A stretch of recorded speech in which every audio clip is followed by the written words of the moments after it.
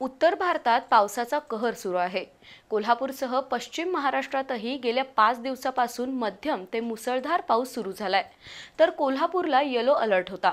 आज दिवसभर ढगाळ हवामानासह पावसाच्या हलक्या आणि मध्यम सरी कोसळल्या। गेल्या 24 तासात कोल्हापूर जिल्ह्यात सरासरी 3.4 मिलीमीटर पावसाची नोंद झाली आहे। पण धरणांच्या पाणलोट क्षेत्रात पावसाचा जोर वाढल्यानं आज दुपारी 1च्या दरम्यान राधानगरी धरणाचा 3ऱ्या क्रमांकाचा दरवाजा खुला झालाय। त्यामुळे एकूण 2 दरवाजातून 4356 क्युसेक पाणी विसर्ग सुरू झाला। आज सायंकाळी 7 वाजता पंचगंगेची पाणी पातळी 22.5 फुटांवर होती, तर जिल्ह्यातील 24 बंधारे पाण्याखाली आहेत। यावर्षी पावसानं जणू एक आवर्तन तयार केलंय।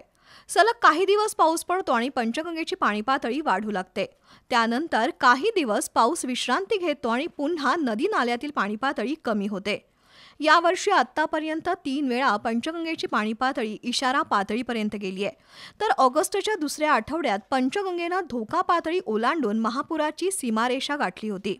त्यानंतर आठवडाभर पावसानं विश्रांती घेतली आणि महापुराचं संकट टळलं। पण गेल्या 5 दिवसांपासून पुन्हा पावसानं हजेरी लावली आहे।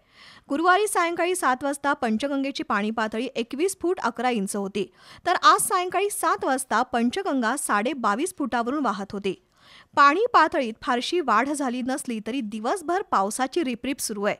त्यामुळे रस्ता कोरडा होतच नाहीये। गेल्या 24 तासात जिल्ह्यात सरासरी 3.4 मिलीमीटर पावसाची नोंद झाली आहे। सर्वच तालुक्यातील पावसाचा जोर कमी झालाय, पण तरीही आज दुपारी 1च्या दरम्यान राधानगरी धरणाचा 3 क्रमांकाचा दरवाजा उघडला। त्यामुळे एकूण 2 दरवाजातून 4356 क्युसेकनं पाणी विसर्ग सुरू झाला। पुढील 5 दिवस महाराष्ट्रात पावसाचा मुक्काम असणार आहे। त्यामुळे ऐन गणेश उत्सवात पावसाची चिकचिक कायम असेल असा अंदाज आहे।